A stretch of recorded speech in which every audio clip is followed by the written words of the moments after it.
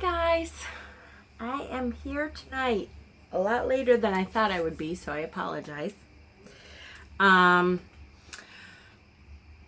kind of got caught up in a lot of different things today, but I wanted to come on and at least continue a bit of our psychic discussion.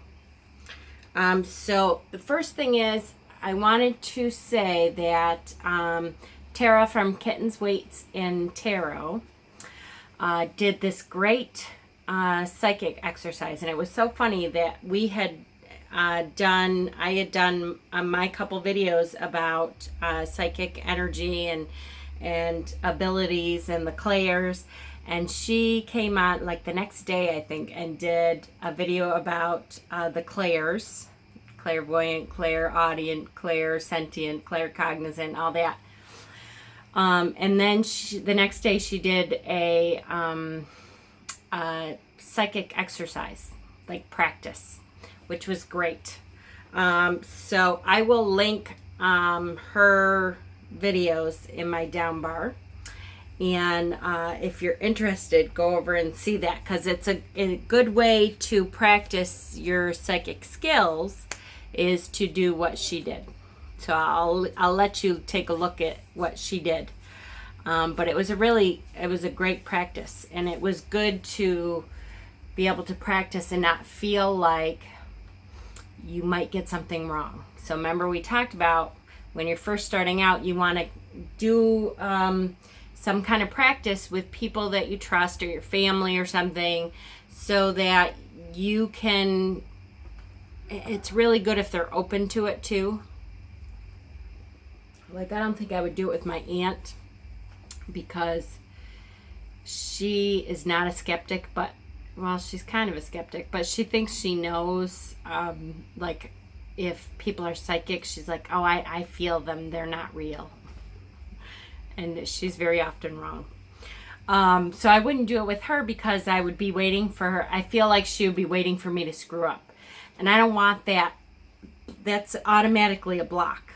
You want somebody that is open to it and will say to you, okay, I'm not really connecting with that now, but, you know, they're open to it. Or, okay, I can see that. Keep talking, because that may connect to something, or that's giving me an idea of something it might connect to. And you want to be open and have an open dialogue with someone, which is very important when you're practicing, especially. And the more you practice, the better you'll get at it. So the next part of what I wanted to talk about, though, was the third eye, and what it is and how to start to open your third eye. So scientifically, your third eye is located just above, right between your eyebrows and just above. And if you kind of press on it for a minute, you can feel there's kind of it feels like an energy that's, if you're pressing on it, it feels like an energy that's closing in on you. At least to me, that's what it's always felt like. And that is your third eye. And it is connected to your pineal gland, which is right in the middle of your brain. And it's like I think someone said, it's like the size of a grain of rice, I think. So it's real little.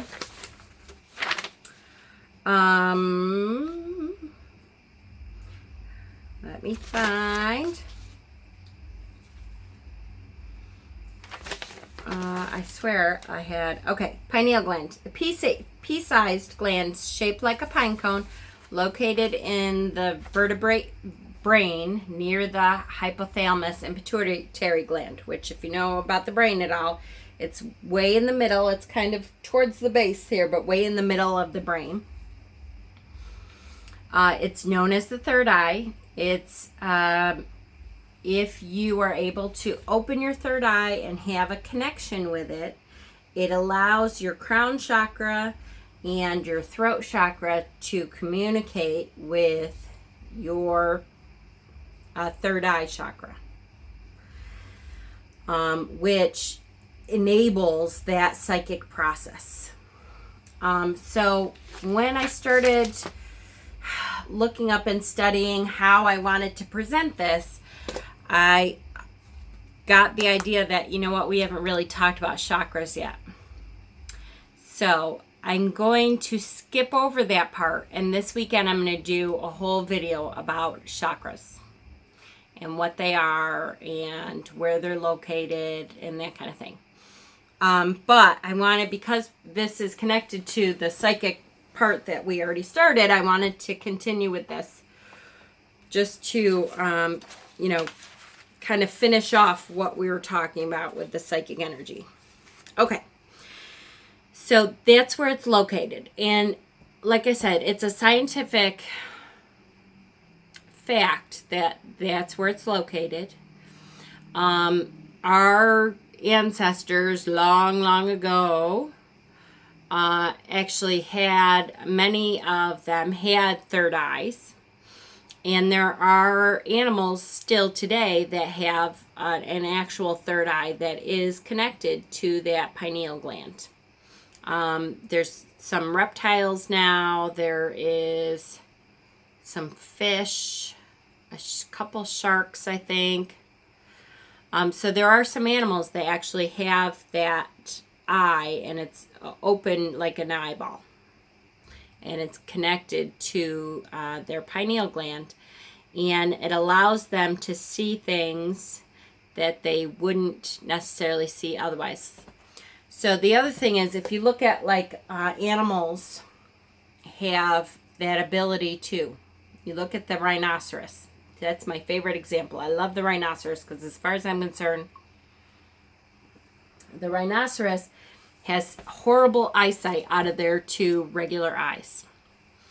And they make up for that by having this horn, literally an outcropping of their third eye, that it senses a lot of different things. So they can, quote unquote, see a lot better because they have this outcropping from their third eye. And so again, that's to me, that's like a sign of, look, this is their third eye. They needed their third eye senses so much that that Mother Gaia pulled out their third eye and made it a big horn so that they were able to sense where they were going and they sense things more intuitively. If there's danger ahead, they sense if there's some kind of a challenger nearby and stuff, and that all that senses is going in, you know, through their horn. That's how they sense it. So I always thought that was really interesting. Whenever I talk about the third eye, I always get out. Of course, I don't have it up here. I always get out. I have a little rhinoceros that I get out, and that reminds me of my third eye, to really use my third eye. Okay. For us, it really is the connection between our body and our soul. Okay, so it is the way that we are open to this psychic energy that we're talking about.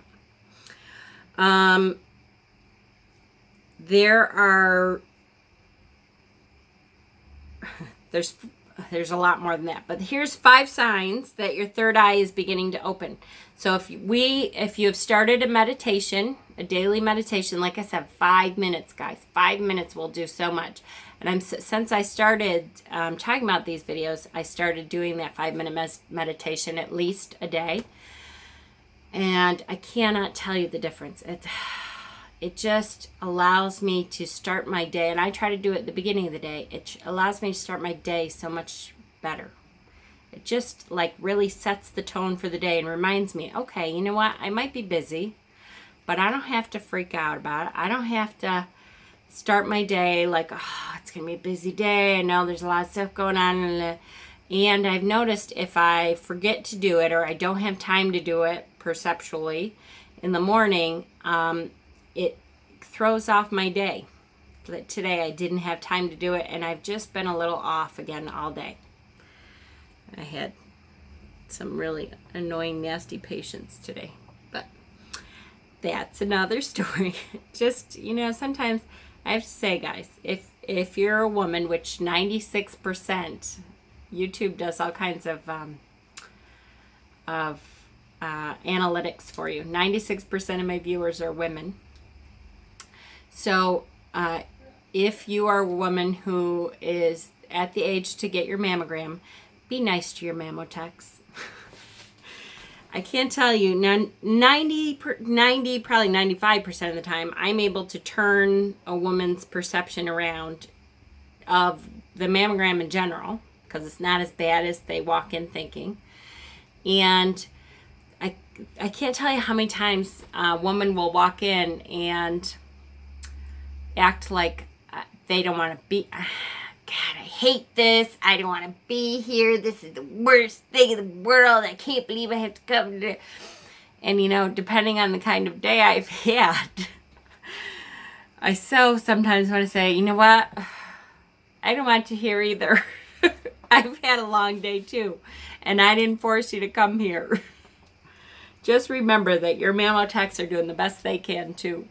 And it's not easy. Like I said, normally I turn people around, but today sometimes you just have a patient who is determined to have a bad experience, and there's nothing you can do.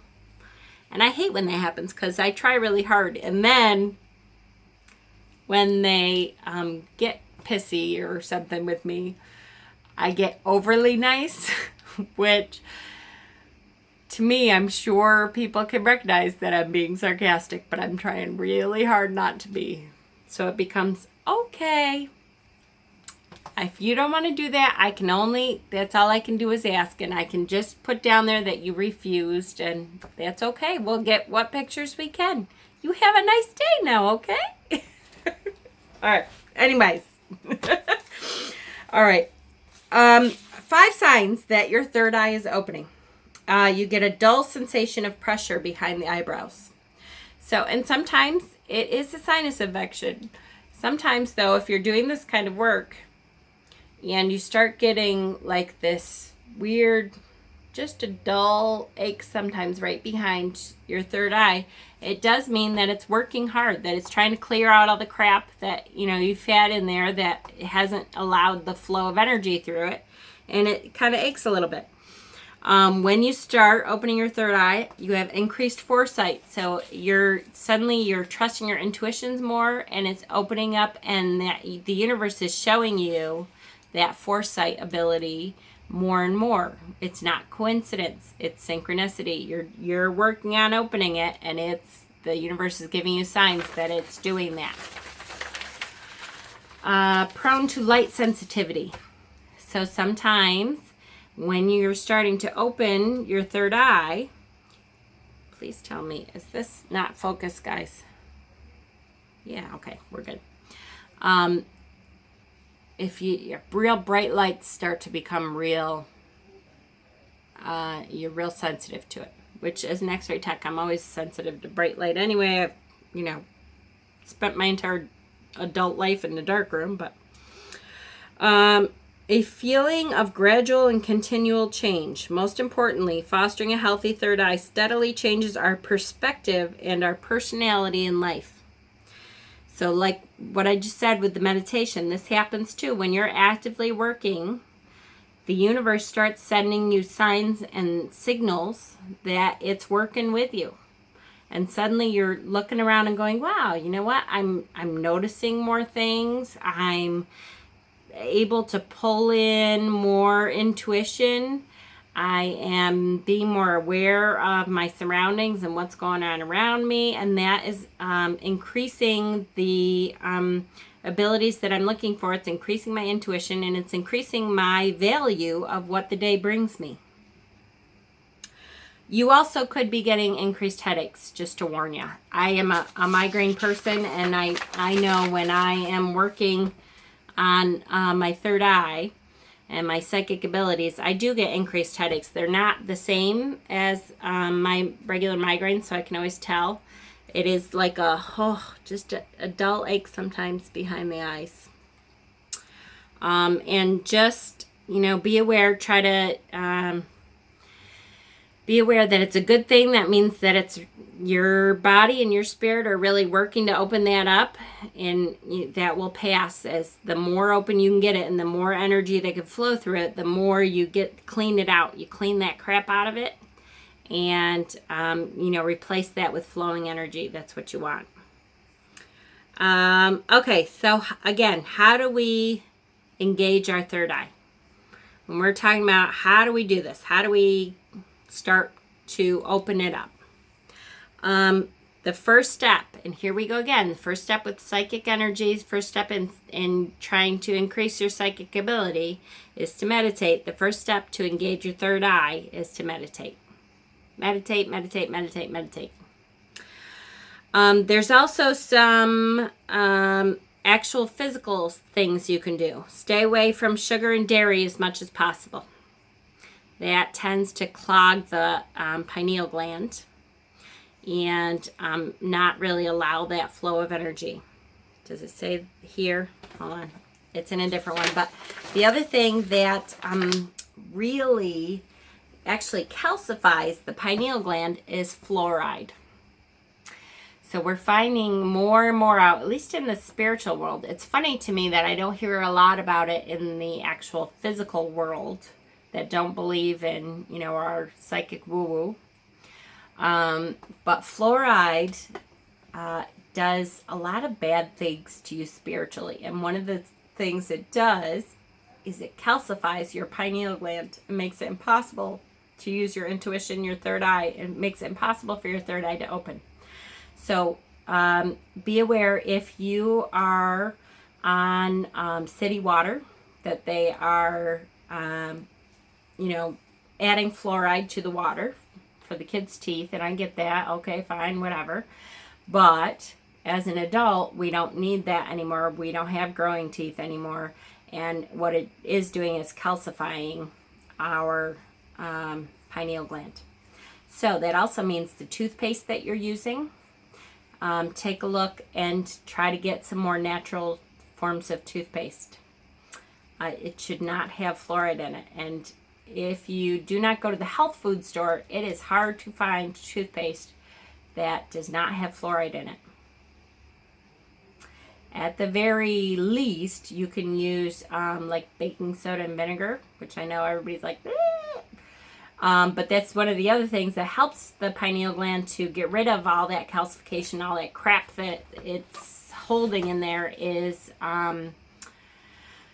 apple cider vinegar. Raw apple cider vinegar is very good for it. So if you can drink a little bit or put some on your salad, for your salad dressing or something, that's really good to open that stuff up. Eye of Horus, third eye in biology, significance, calcification, like we just talked about. Oh, the other thing is calcium phosphate crystals build up if you are having too much calcium. So I know I have a problem because I have all kinds of digestive issues because I go through a lot of Tums and it has that calcium phosphate in it. So I kind of have to watch it. And if I'm trying to work on my psychic abilities, I have to try to cut down on that. That'll help too.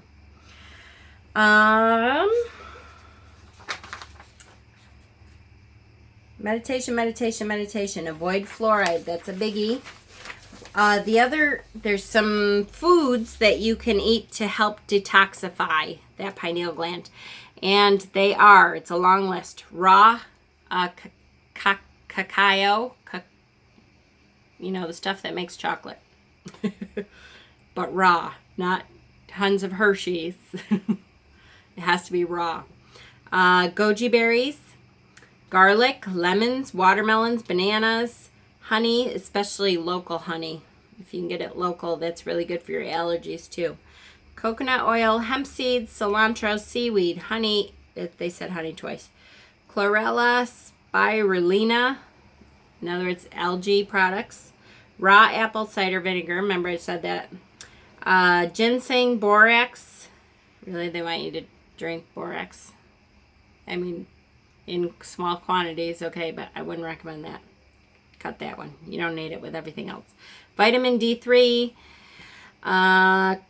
chlorophyll, really? Use with caution. Okay, so also there's some essential oils that help to stimulate the pineal gland. The biggest one they talk about a lot is sandalwood oil. And I have a problem with sandalwood oil because it is very hard to know where your sandalwood oil is coming from, and it's becoming an endangered tree. So be careful. If you cannot say exactly where your sandalwood oil is coming from, I would try to, try to go for a substitute. Frankincense, parsley, pine, lavender can be inhaled directly, added to body oil, burned in a diffuser, added to bath water. All that does it too. Then they talk about, and several different sources talk about sun gazing. So if you don't know what sun gazing is, it is where you spend a couple minutes at sunrise and a couple minutes at sunset gazing at the sun. That supposedly boosts your pineal gland. I've heard a lot, I've kind of read into it, and I've thought about doing it because there's supposed to be a lot of great benefits to it. I just don't know. I mean, with the eclipses and everything, everybody's like, don't stare at the sun. Maybe it's because they're saying right at sunset and right at sunrise that it's not quite as harmful to your eyes. So I don't know, consult your medical professional before you do that. Or maybe try it right at sunrise when it's not quite so blaring or something. But that is I've read that about several different health stuff. That's supposed to be great. Meditate and chant, crystals. So, and then I have 2 things to read. So I'm going to try to, I'm such a blabbermouth. Okay.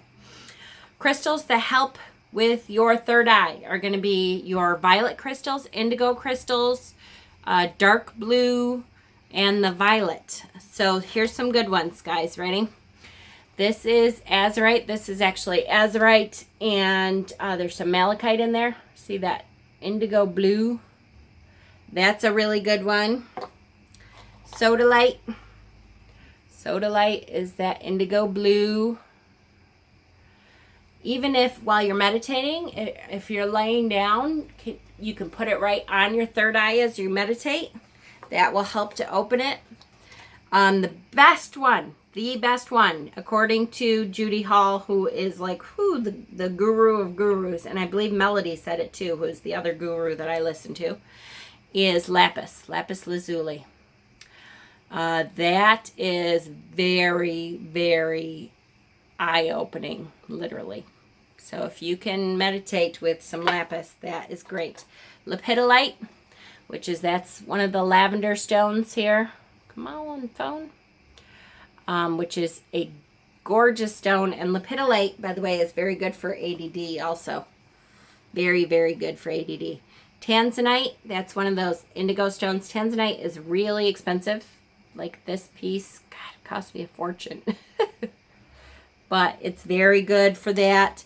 Amethyst. Amethyst is one of the good ones, and one of the less expensive stones to get and have in your collection.